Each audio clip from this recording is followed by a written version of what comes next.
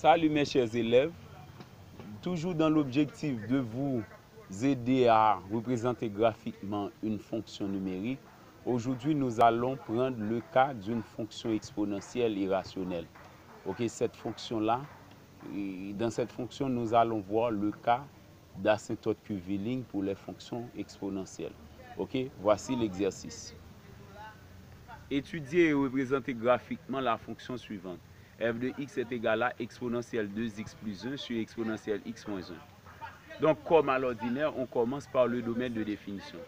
La fonction étant à la fois exponentielle et irrationnelle, exponentielle 2x et exponentielle x sont définies sur R. Donc, le domaine, c'est tout l'ensemble des réels, sauf la valeur qui annule le dénot. Le dénot étant exponentielle x moins 1, eh bien, on cherche le zéro du dénot.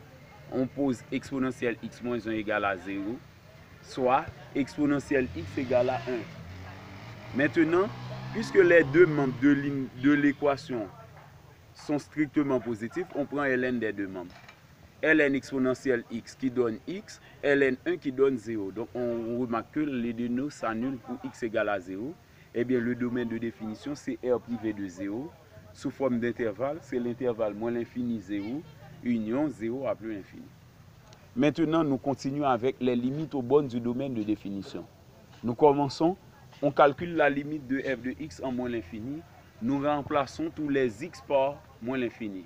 Ça donne expo 2 par moins l'infini plus 1 sur expo moins l'infini moins 1. Expo 2 par moins l'infini donne expo moins l'infini plus 1 sur expo moins l'infini qui donne 0 moins 1. Expo moins l'infini qui donne 0 plus 1 au numé. 0 moins 1 donne moins 1 au dénot. On a 0 plus 1 sur moins 1 qui donne moins 1 comme résultat fini. Et comme résultat final. Donc la limite de f de x quand x tend vers infini, ça donne un réel. Eh bien on dit que ce réel est asymptote horizontal à la courbe. Ok, donc c'est une règle, donc on a déjà appris ça. Maintenant pour la limite de f de x quand x tend vers 0, on remplace tous les x de f par 0. Ça donne expo 2 fois 0 plus 1 sur expo 0 moins 1. 2 fois 0 donne 0, c'est comme expo 0. Donc on a expo 0 plus 1 sur expo 0. On a appris que tout nombre non nul exposant 0 égale à l'unité. Donc expo 0 donne 1. C'est pourquoi on a 1 plus 1 au numé. Et au dénot, on a 1 moins 1 qui donne 0. Donc la limite de f de x en 0 donne 2 sur 0. 2 sur 0, donc puisque 2 est différent de 0, 2 sur 0 donne l'infini. Mais pour savoir de quel infini il s'agit, on étudie le signe du dénot. Ok, donc d'abord on cherche le 0 du dénot. On a déjà appris que les dénots étaient annulés pour 0. Eh bien, on met exponentielle x moins 1 qui est le dénot qui s'annule pour 0. La valeur qui annule le dénot, je mets 2 barres en dessous de cette valeur. Le signe de A plus, le signe contraire de A moins. Donc, la limite de f de x quand x tend vers 0 moins, c'est à gauche de 0, quel signe a-t-on? C'est moins. Eh bien, on a 2 sur 0 moins, plus par moins qui donne moins l'infini. Donc, 2 sur 0 moins donne moins l'infini. Donc, la limite de f de x en 0 donne moins l'infini. En 0 moins donne moins l'infini. Ok? Maintenant, nous continuons à la limite de f de x quand x tend vers 0 plus.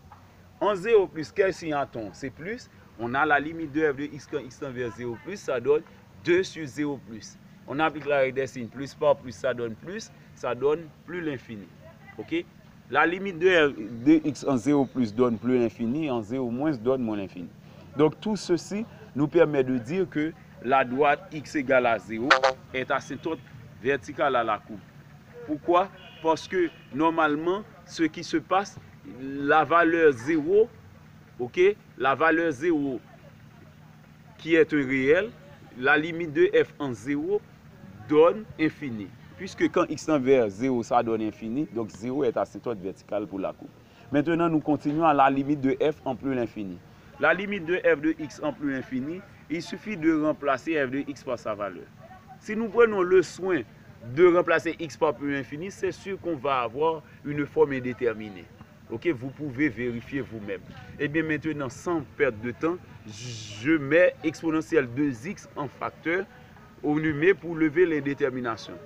Et je fais de même au dénot, je mets exponentielle x en facteur en évidence pour lever l'indétermination. On divise chaque terme du numé par expo 2x, ça donne 1 plus 1 sur expo 2x au numé. Expo 2x facteur de 1 plus 1 sur expo 2x. Mais pour le déno, on a expo x facteur de 1 moins 1 sur expo 2x. On reprend, c'est expo 2x facteur de 1 plus 1 sur expo 2x au numé. Et pour le déno, c'est expo x facteur de 1 moins 1 sur expo x. Ok, c'est en divisant chaque terme du numé par expo 2x, on trouve ce facteur. En divisant chaque terme du déno par expo x, on trouve ce facteur. Maintenant, on a expo 2x sur expo x. Expo 2x n'est autre que expo x au carré. On simplifie par expo x, et bien il nous reste expo x au numé. Donc on a expo x facteur de 1 plus 1 sur expo 2x n'est autre que expo moins 2x. 1 sur expo x n'est autre que expo moins x. On a expo x facteur de 1 plus expo moins 2x sur 1 moins expo moins x. Maintenant, nous remplaçons x par plus l'infini. Ça donne expo plus l'infini facteur de 1 plus expo moins 2 par plus l'infini sur 1 moins expo moins par plus l'infini. Maintenant, que donne expo plus l'infini? Expo plus l'infini donne plus l'infini. Et on a expo moins 2 par plus l'infini, expo moins par plus l'infini, ça donne dans les deux cas expo moins l'infini. On a plus l'infini, facteur de 1 plus expo moins l'infini sur 1 moins expo moins l'infini. Expo moins l'infini donne 0. On a plus l'infini, facteur de 1 plus 0 sur 1 moins 0. 1 plus 0 donne 1. 1 par plus l'infini donne plus l'infini. Et le déno donne 1. Ok, donc le déno 1 ne s'écrit pas. Donc la limite de f de x en plus l'infini donne plus l'infini. Ceci nous dit qu'il y a existence d'un asymptote. Ok, il y a existence éventuelle d'un asymptote. Puisque la limite de f de x en l'infini, ça donne infini à nouveau. Mais on ne sait pas s'il s'agit d'une asymptote oblique ou non. Donc, lorsqu'on trouve la limite de f de x en l'infini, ça donne infini à nouveau. Eh bien, on peut dire qu'il s'agit d'une asymptote oblique. C'est lorsqu'on fait la division, ok, euclidienne. Donc, c'est lorsqu'il s'agit d'une fonction rationnelle simple. Et lorsqu'on fait la division euclidienne du numé par le déno, on trouve comme quotient une fonction affine, ok, y égale à ax plus b. Mais si on ne trouve pas cela, si on trouve une expression où la représentation graphique donne une courbe de trajectoire qui curviligne, eh bien on dit que cette courbe est donc asymptote curviligne dans la courbe. Eh bien pour ce faire, nous divisons le numé par le déno avec une division euclidienne. Ok, donc vous savez comment effectuer les démarches. C'est diviser expo 2x par expo x, ça donne expo x. Maintenant, le produit donne expo 2x moins expo x, qui devient moins expo 2x plus expo x. Maintenant, on fait la somme. Donc, ça donne 0. Donc, il nous reste expo x plus 1. On divise à nouveau expo x par expo x, ça donne 1. On multiplie 1 par expo x moins 1, ça donne expo x moins 1. Arrivé ici, ça donne moins expo x plus 1. On fait la somme donne 2. C'est le reste parce qu'on n'a plus de possibilité d'effectuer la division. Eh bien, le quotient, c'est expo x plus 1.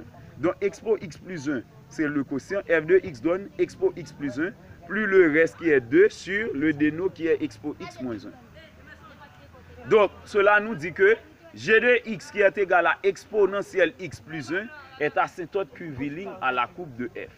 Ok, on pourrait vérifier cela donc, en calculant la limite de f de x moins g de x au voisinage de plus l'infini.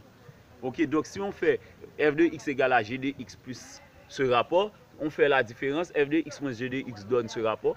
Donc en faisant la limite de f de x moins g de x en plus infini, on va avoir 2 sur expo plus infini moins 1. Expo plus infini donne plus infini, ça donne 2 sur plus l'infini moins 1, qui donne 2 sur plus l'infini, soit 0. Puisque la limite de f de x moins g de x en plus infini donne 0, cela nous dit que l'expression g de x, ok, égale à exponentielle x plus 1, est bien asymptote curviligne à la courbe de f. Maintenant, nous passons au sens de variation de la fonction f. Puisque f est présenté sous la forme d'un rapport u sur v, et bien sa dérivée c'est u'v moins v'u sur v carré. On identifie u. U c'est exponentielle 2x plus 1, sa dérivée c'est 2 expo 2x. Avec la dérivée de exponentielle 2x, on trouve 2 expo 2x. V c'est exponentielle x moins 1, sa dérivée c'est exponentielle x. Maintenant, c'est par rapport à x qu'on fait la dérivée ordinairement, puisque c'est f' de x qu'on calcule. Maintenant, on applique la formule, c'est u' v, u' par v, moins v' par u sur v carré. Au numérateur, on développe le numé, on laisse le déno.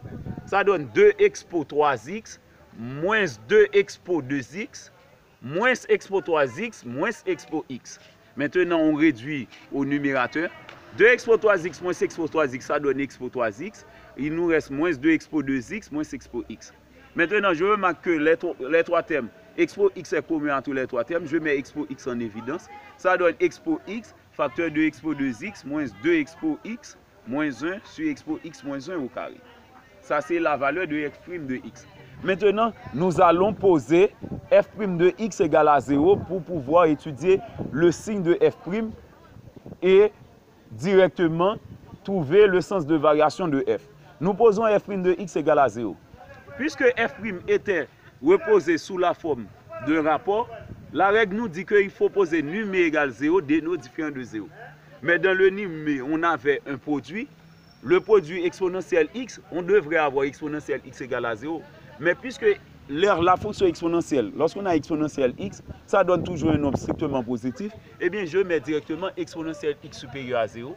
Mais l'autre facteur, qui est l'expression, eh bien on peut poser ça égal à 0.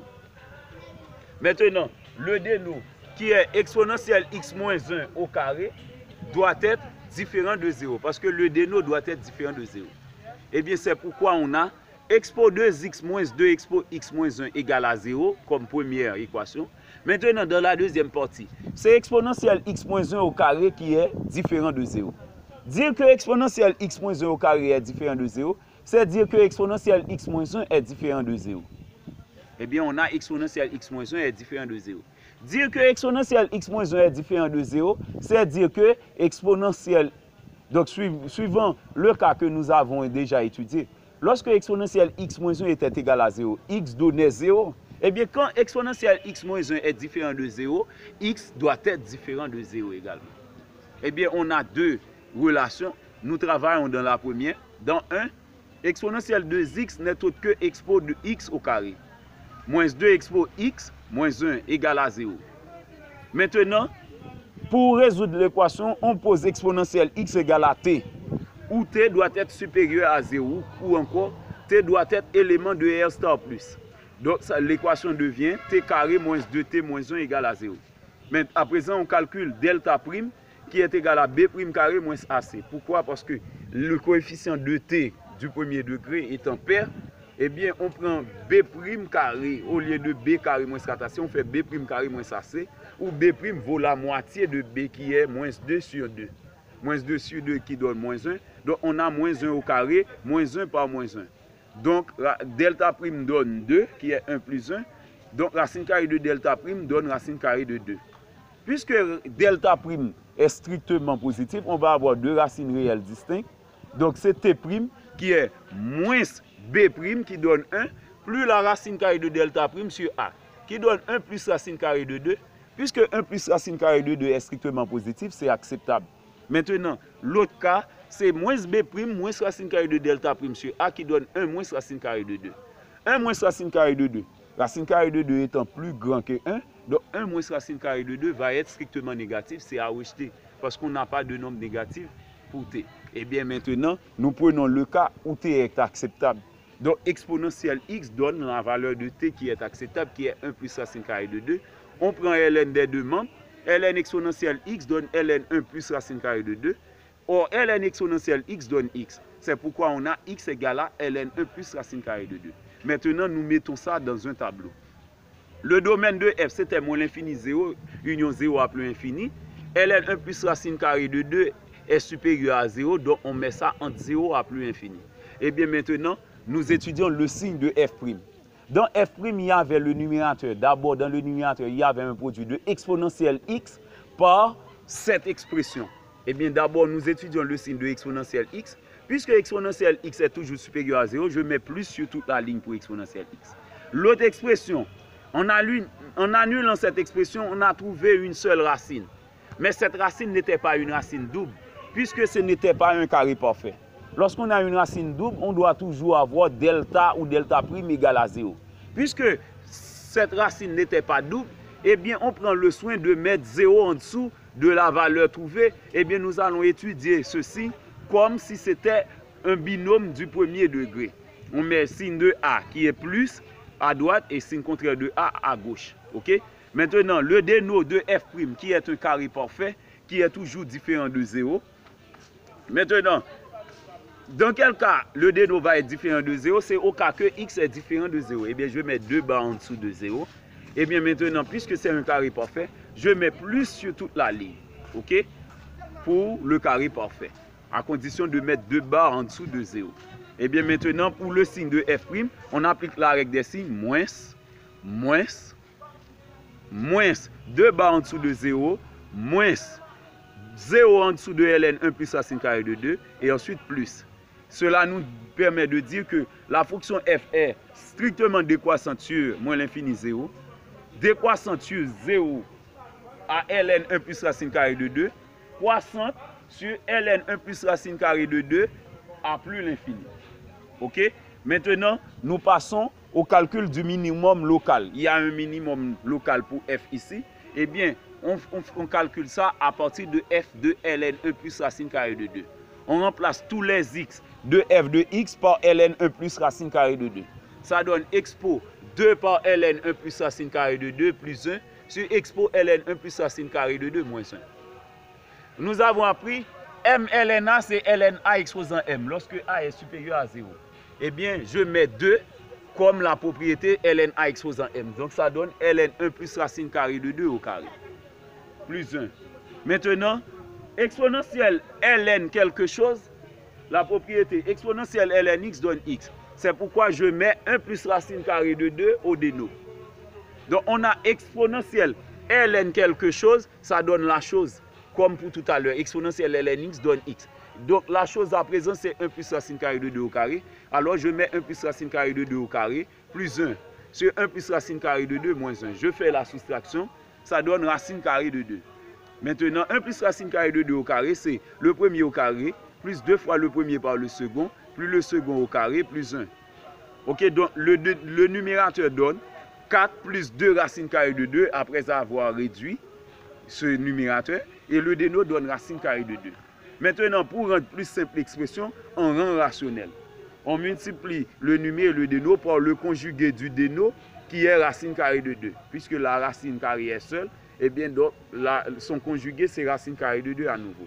Ça nous donne 4 racines carrées de 2, plus 2 racines carrées de 2 par racine carrée de 2. Donc racine carrée de 2 par racine carrée de 2, ça donne 2. On a 2 par 2. Et au déno, on va avoir racine carrée de 2 par racine carrée de 2 qui donne 2. Donc ça nous donne 4 racines carrées de 2 plus 4 sur 2. 4 racines carrées de 2 plus 4 sur 2, ça donne 2 racines carrées de 2 plus 2 en divisant chaque terme par 2. Donc vous voyez, on a 2 racines carrées de 2 plus 2 pour le minimum local. Maintenant, nous cherchons les points sur les axes. Donc, nous envisageons le cas où x prend la valeur de 0. F de 0 n'existe pas assurément parce que 0 n'est pas défini pour f. Maintenant, nous prenons le cas où y donne 0. C'est f de x qui prend la valeur 0. On pose f de x égale à 0. Suivant le domaine de définition, on va avoir numé égale à 0. En posant numé égale à 0, on a exponentielle 2x plus 1 égale à 0 jusqu'à l'obtention de expo 2x égale à moins 1. C'est impossible d'avoir un tel cas parce que l'exponentielle quelque chose ne donne jamais un nombre strictement négatif. Donc c'est impossible. Donc on n'a aucun point sur les axes. Ok? Donc la coupe de f ne coupe pas les axes des coordonnées. Ok? Maintenant, nous continuons avec le tableau des variations. C'est le tableau qu'on a déjà vu dans le sens de variation. Donc c'est seulement compléter qu'on va compléter ce tableau. Donc la limite de f en moins l'infini donnait moins 1, je mets moins 1. En 0 moins c'était moins l'infini. En 0 plus l'infini. En ln 1 plus racine carrée de 2, c'était 2 radical de 2 plus 2 ou encore 2 plus 2 radical de 2. En plus l'infini, c'était plus l'infini. Donc telles sont les variations de f. Maintenant, puisque normalement, arrivé ici, on pourrait commencer à tracer la courbe. Mais il y a la syntode curviligne, on doit prendre le soin également d'étudier l'asymptote curviligne, parce que l'asymptote curviligne est aussi une courbe. Eh bien, nous continuons avec l'étude de l'asymptote curviligne. C'est g de x est égal à exponentielle x plus 1. Donc, exponentielle x étant définie sur R, et 1 est défini sur R également, parce que 1, c'est une fonction constante, ça se comporte comme une fonction polynôme. Donc, le domaine de définition de G, c'est l'ensemble des réels de moins l'infini à plus l'infini. La limite de G de x quand x tend vers moins l'infini, c'est remplacer tous les x par moins l'infini, ça donne expo moins l'infini plus 1. Expo moins l'infini donne 0, donc on a 0 plus 1 qui donne 1. La limite de G de x quand x tend vers plus l'infini, ça donne expo plus l'infini plus 1. Que donne expo plus l'infini? Expo plus l'infini donne plus l'infini. Eh bien, c'est pourquoi on a plus l'infini plus 1 qui donne plus l'infini. Parce que plus l'infini plus 1 donne plus l'infini. Donc, y égale à 1 est asymptote horizontale pour l'asymptote curviligne. Parce que lorsque nous calculons la limite de g de x en moins l'infini, ça donne un réel qui est 1. Donc, y égale à 1 est asymptote horizontale pour l'asymptote curviligne. Donc, vous voyez, l'asymptote curviligne étant une courbe, ça admet également une asymptote horizontale. OK?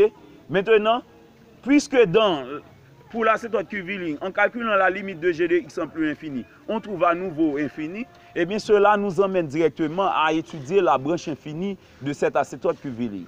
De ce fait, on calcule la limite de g de x sur x en plus infini. Nous remplaçons g de x par sa valeur, c'est limite de exponentielle x plus 1 sur x en plus infini. Maintenant, arrivé ici, l'expression de g, si nous remplaçons x par plus infini, ça va donner plus infini comme pour tout à l'heure. Et pour x, on va trouver plus infini. C'est sûr, si on remplace x par plus infini, on va trouver une forme indéterminée. Eh bien, d'abord, on commence par lever l'indétermination en divisant chaque terme par x. On a limite de expo x sur x plus 1 sur x. Et nous avons appris que la limite d'une somme, c'est la somme des limites. Eh bien, on fait limite de exponentielle x sur x en plus l'infini plus limite de 1 sur x en plus l'infini.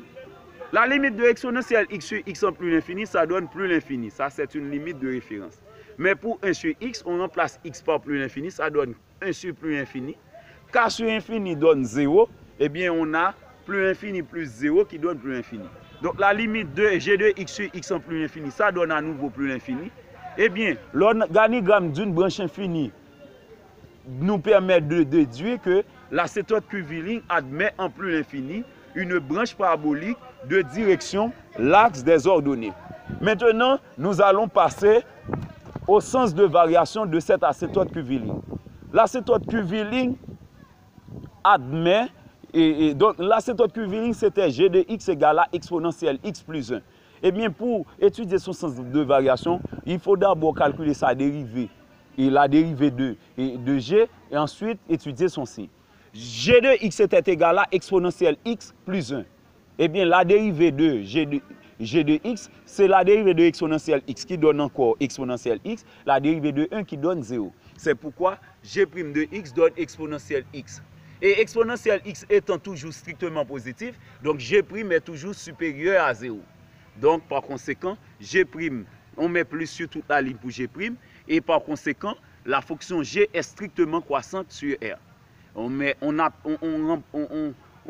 complète les limites, en moins l'infini ça donne 1, en plus l'infini ça donne plus l'infini. Maintenant, nous passons au point sur les axes. Quand x est égal à 0, g de 0 donne expo 0 plus 1, expo 0 donne 1, donc on a 1 plus 1 qui donne 2. Et quand y est égal à g de x est égal à 0, c'est exponentielle x plus 1 qui va être égal à 0.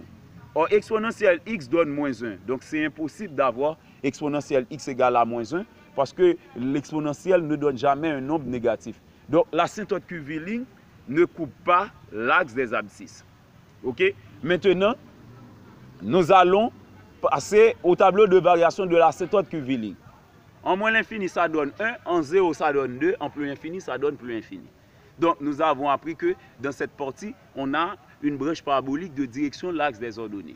Maintenant, on pourrait commencer à tracer la courbe, mais parfois, on pourrait se trouver dans l'embarras pour tracer deux courbes dans un même repère.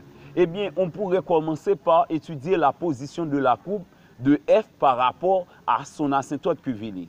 Eh bien, c'est pourquoi j'écris position de la courbe de f par rapport à l'asymptote curviligne G. Et bien de ce fait, on calcule f de x moins g de x. Ça donnait 2 sur exponentielle x moins 1. Et bien nous étudions le signe du rapport.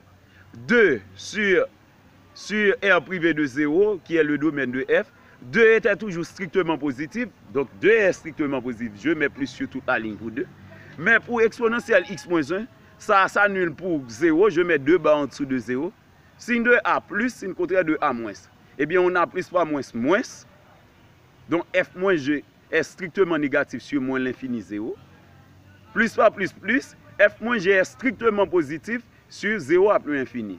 C'est pourquoi nous en déduisons que sur moins l'infini 0, la courbe de f est en dessous de son asymptote curviligne. Parce que c'est le signe moins qu'on a sur moins l'infini 0. Et sur 0 à plus l'infini, la courbe de f est au-dessus de son asymptote curviligne. Parce que c'est plus qu'on a pour f moins g dans ce cas. Ok, donc sans perdre de temps, nous passons à la représentation graphique. D'abord, nous commençons avec l'asymptote curviligne. L'asymptote curviligne avait un asymptote horizontal, une asymptote horizontale qui était y égale à 1. Je mets y égale à 1. Ok, voici y égale à 1. Et ça passait par le point 0,2. Voici le point 0,2. Ok, 0,2. Et en plus l'infini, ça donne plus l'infini.